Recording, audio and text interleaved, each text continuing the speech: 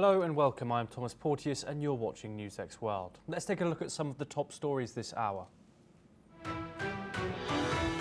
US President Trump signals that he may impose tariffs on China similar to those on India over Russian oil imports, despite talks with trading partners. India called yesterday's move extremely unfortunate as the US promised sanctions on Russia's trading partners.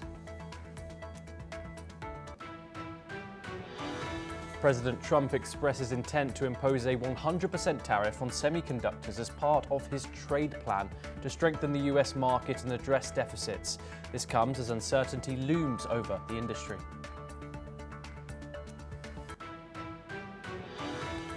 President Trump says there is a good chance he will meet with Russian President Vladimir Putin as soon as next week, despite the challenges ahead. US Secretary of State Marco Rubio also voiced support for the meeting. Ukrainian President Volodymyr Zelensky reportedly talks with President Trump after US envoy Steve Witkoff's visit to Moscow. NATO leaders also weighed in, with officials from the UK, Germany and Finland joining the call. President Trump announces that Apple will invest an additional $100 billion in the US, raising its total domestic investment commitment to $600 billion over 4 years. The move could help Apple avoid potential tariffs on iPhones.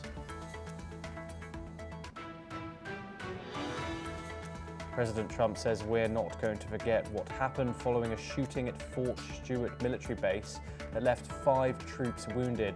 A soldier opened fire at the base in Georgia State. French firefighters are battling the country's biggest wildfire in almost 80 years, which has already destroyed an area larger than Paris in the Aude region. 1 person has died and 25 homes were burnt down, while many roads remain closed.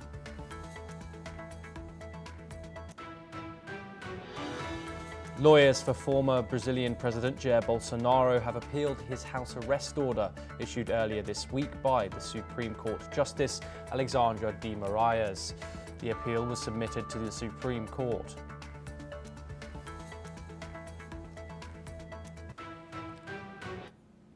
Now we start in the United States, where President Donald Trump has threatened to impose new tariffs on China, similar to the 50% total duties now slapped on Indian goods, a move triggered by India's ongoing purchase of Russian oil. Addressing reporters, Trump stated the following.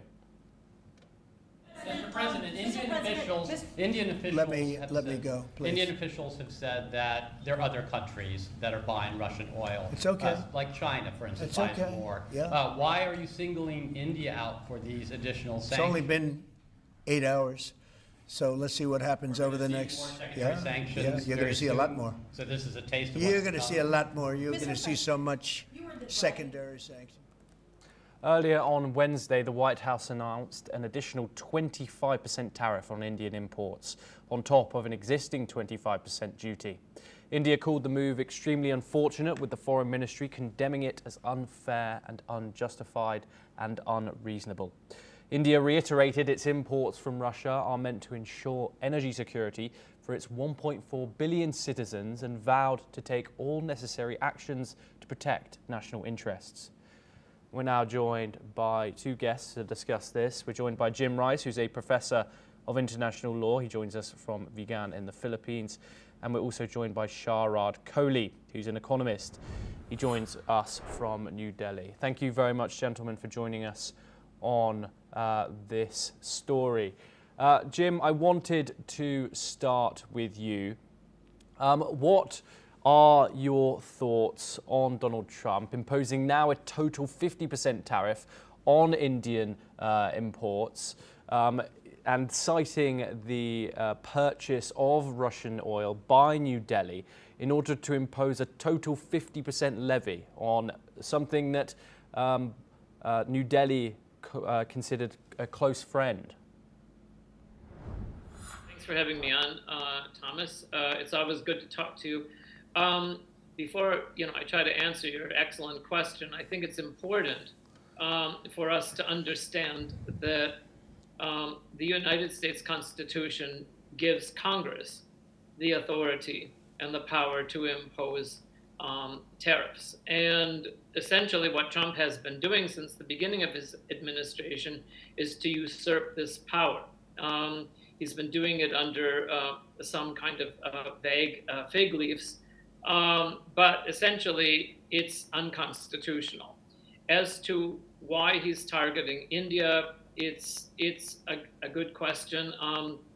Perhaps your other guest is better prepared to answer that question, but it would seem that Trump has personal disagreements with Prime Minister Modi, and I think it really comes down to this. I think my own feeling, if you ask me to speculate, is that Trump feels slighted because he wasn't given enough credit since he claimed to have sorted out the conflict between Pakistan and India a few months ago. But obviously this is not helpful, and I don't know how it will end. Essentially, though, Trump is called Taco. Trump always chickens out for a good reason, so he may delay this. Yes, I want to thank you very much, Ian. I want to move over to Sharad Kohli next. Sharad, when the news came through yesterday of an additional 25% levy on Indian exports to the United States, what were your thoughts and how is this going to affect the Indian economy? Well, greetings to you and NewsX World viewers. I think this is a self-destructive move because it's going to harm the American economy more than anything else. We have to keep in mind this is going to fuel inflation in America. See, there are only two ways to deal with this. One, you can set up factories overnight in America, start manufacturing stuff, which is not possible. The cost of manufacturing in America is very, very high. He forced Tim Cook yesterday to make investment of $100 billion, and he's asked him to commit another probably $500 billion. But little does he know that the cost of iPhone in America is going to be about $3,000 as compared to $1,200, $1,100 when it comes from China and India. So I'm very surprised because what he's up to. But I agree with Jim that, I think Prime Minister, his repeated rant of 30 times that I sorted out the war between India and Pakistan. And India paid no heed to this. Indian government repeatedly clarified that no third party had a role to play there. A call was made from Pakistan and we agreed because we had achieved the objectives that we wanted out of the war and we decided to cease fire. But somehow President Trump just goes on and on about it that he wants the Nobel Peace Prize. Well, I would rather have announced a tariff prize. If there was a tariff prize around the world, then he would have been the lead runner for that prize without a doubt. But I think someone has to give him the peace prize for things to be coming at peace as far as the tariff war is concerned. Not everything can be sorted out by tariff. And the American economy at this point of time, Thomas, is not doing too well. The cost of living has gone high. Small businesses are closing down. New jobs are not being created. A few days ago, the BLS chief, Erica, poor thing, came under fire when she announced that 73,000 jobs have been created as compared to last July when more than 250,000 jobs were created. So she was fired out of her job. Can I just say something? Can I just interrupt? Donald Trump's point of view is that India is funding the Russian war machine in buying Russian oil, and that is why that he has imposed an extra 25% on Indian goods. And then, of course, he cites the trade deficit that India has with the United States. What would you say to Donald Trump supporters saying that this is justified? This is hypocrisy. Last year, that is 2024, Thomas, America by itself imported $3 billion of goods from Russia. And if you want me to name these goods, I can name them as well. There is uranium hexafluoride, there is palladium, there's fertilizer, there's a long list of items. I'll probably burn away the rest of your show time if I start reading out the list. And the NATO allies, they have imported oil worth 67 billion euros. So what kind of hypocrisy is this? And when President Trump was asked a couple of days ago that did America buy goods from Russia, he said, I'm sorry, I don't know. I'll have to find it out. What is this going on? I mean, he doesn't know what his own country is doing and he wants to meddle with other countries. I really don't think this is fair. India has got all the right India is a sovereign nation. Yes. We will buy from wherever we want. We cannot be dictated by a third country on who should we buy, how much should we buy, when should we buy. And I think America also forgot that this was the very country at the time of Russia-Ukraine war which encouraged India to buy from Russia to keep the oil markets stabilized, because there was pressure on Middle East to buy oil from there. So we were fine to buy, and they gave us cheaper as well. Well, we have all the rights in the world to probably buy from wherever we want, Thomas. Yes, Sharad Kohli, thank you very much. You are staying with us, and we will continue to bring you all updates in regards to that developing story. However, we move on to another related development. President Donald Trump said that he will impose a 100% tariff on computer chips. Let's listen in to the full statement. We'll be putting a tariff on of approximately 100% on chips and semiconductors. But if you're building in the United States of America, there's no charge, even though you're building and you're not producing yet in terms of the big numbers of jobs and all of the things that you're building. If you're building, there will be no charge. So I just want everyone to know that. And I didn't even tell you that inside. We discussed the concept, but I didn't. So it's a big factor. So 100% tariff on all chips and semiconductors coming into the United States. But if you've made a commitment to build, or if you're in the process of building, as many are, there is no tariff. During the COVID-19 pandemic, a shortage of computer chips increased the price of autos and contributed to an overall uptick in inflation. Demand for computer chips has been climbing worldwide, with sales increasing by 19.6% in the year ended in June, according to the World Semiconductor Trade Statistics Organization. We're once again joined by Sharad Kohli to discuss this further. Sharad, why is Donald Trump targeting this industry in particular, and who or which countries are most likely to be affected? Well, I think he knows very well that semiconductor chips are needed for the electronic products, from mobile phones to laptops to everything. He wants them to be manufactured in his own country. Little does he know that this is a very highly skilled task, to make a semiconductor chip. $40 per hour is the cost of skilled labor, Thomas, of doing this task in America. At that cost, the semiconductor chips would not be viable to be manufactured in America. He wants to levy 100% because he doesn't want them to be imported from other countries. And these countries include Korea. India is becoming a big semiconductor player because there have been multiple factories which were inaugurated last year. So we're going to see the first production coming on very, very soon. And of course, China is there, South Korea is there, India is there, Taiwan, we all know. So he's trying to target these countries because he wants all these chips to be manufactured in America, which is, I think he's living in a make-believe world. I'm sorry to say that, because this cannot be done overnight. Setting up a semiconductor chip plant can easily take 2.5 to 3 years, and it's a very, very capital-intensive process. And it's going to be very expensive to make them in America. Well, if he levies, he's going to self-harm. This will be a self-destructive move, Thomas, is all I would say. Yes, Sharad Kohli, thank you very much. You are staying with us. We move over to now more US foreign policy. President Trump has confirmed there's a high likelihood of a summit with Russian President Vladimir Putin in the near future. The White House has signaled Trump's openness to discussing the ongoing war in Ukraine with both Putin and Ukrainian President Volodymyr Zelensky. Let's listen in to what Trump said.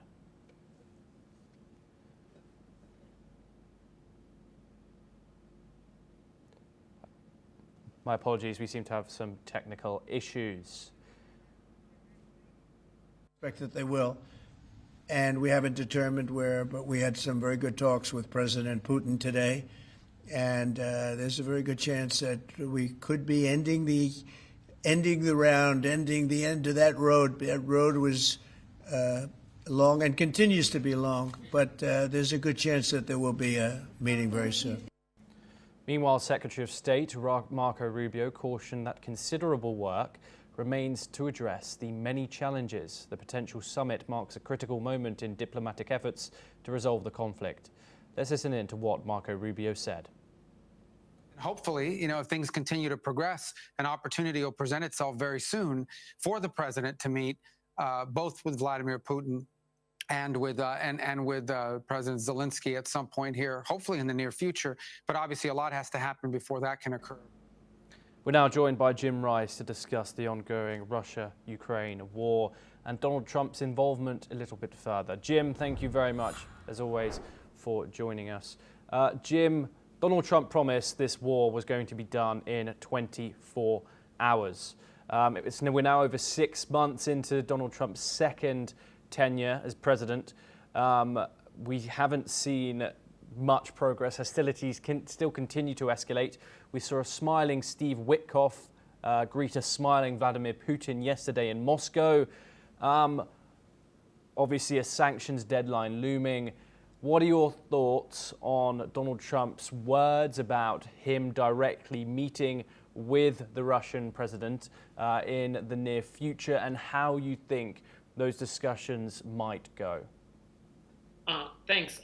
That was exactly how I was going to open my replies to your question, which is Trump has consistently promised that he would end the Russia-Ukraine war inside of 24 hours. And obviously, he was lying, as he often does. But in any case, if your question is, how do I think the discussions, if any, between Putin and Trump will go, I really can't see that they will go very far, because Russia has, up until this point, continued to demand its maximalist requirements for any kind of ceasefire, which is essentially a capitulation by Ukraine to Russia. It essentially means that there must be regime change, there must be a pro-Russian government installed in Ukraine. Ukraine must be demilitarized, and Ukraine must give up all claims to sovereignty over its eastern territories. So given the fact that the people of Ukraine and President Zelensky are very unlikely to accede to these unreasonable demands by Putin, I can't see how this will go. Furthermore, if I can just add one more point, I find it very, very unlikely that Putin will agree to meet Zelensky in the same room. If that happens, I'll be very surprised. Jim, what are your thoughts on Donald Trump's negotiating tactics here? He seems to think that once these two big men with these important positions, once they get in a room, this is when it's going to end. What do you think about that kind of negotiation when it comes to such a significant conflict? And what are your thoughts on Donald Trump's approach to authoritarian leaders in that regard? Yeah, I think your question is very insightful there. That's always been Trump's a flawed assumption, that if someone like himself, Donald J. Trump, can get into a room with some other world leader like Kim Jong-un or Vladimir Putin, that somehow he can manage to do a deal, as he likes to say. But in this case, and in the case of Kim Jong-un, there was never the proper preparations or groundwork that were laid for these final stage, head of state meetings. And so I find it laughable that there will be any kind of real resolution or any kind of real peace that comes out of a meeting between Trump and Putin.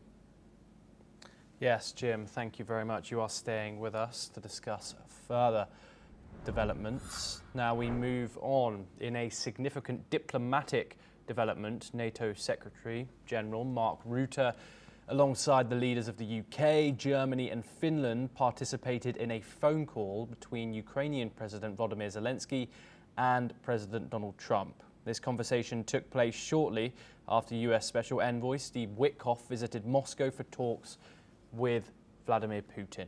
During his nightly address, Zelensky confirmed the call, noting that key European leaders were also involved in the discussion. Let's listen in to what he said. Я говорив з президентом Трампом, і це розмова після того, як представник президента Трампа Стів Вітков був у Москві.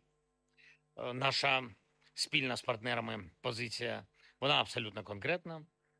Вона абсолютно прозора. Війну треба закінчувати. І робити це чесно. Це дуже важливо робити це. На дзвінку були європейські лідери. Я вдячний кожному за підтримку. Ми обговорили, що звучало в Москві. Схоже, Росія тепер більше налаштована на припинення вогню. Тиск на них спрацьовує. Але головне, щоб вони не обманули нас в деталях, ані нас, ані Сполучені Штати. We're now joined by Asuma Katalka. She's an anchor and correspondent and is going to give us a bit more context behind this. Asuma, what more can you tell us? As we all know that now U.S. has put, not U.S., but Russia is under heavy sanctions already. It's 18 sanctions already, while the Ukraine is urging U.S. and other allies in Europe to push for ceasefire.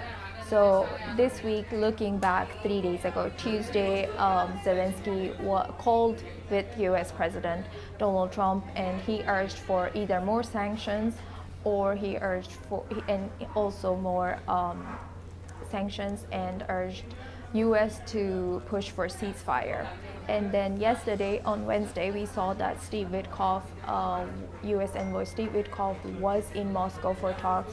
First, U.S. confirmed it, and then later this was confirmed by Moscow. Now we know that the talk did take place, and so far nothing about this talk has come out. But we know that after that, President Zelensky had a call with U.S. President Donald Trump, and they discussed, and we don't know what was discussed as of now, but today we're finding out that other leaders of Europe, Ukraine's allies, prominently British leader Keir Starmer, Finland's Prime Minister, and also German Chancellor Friedrich Merz was joined in this call. Now we don't know what more are to come out of this call, but so far President Zelensky has only said that these people were present in the call with them, and he has also thanked for the support that he has received from North America as well as G7 and the countries in Europe. Thank you very much, Asuma, for giving us a bit of context there.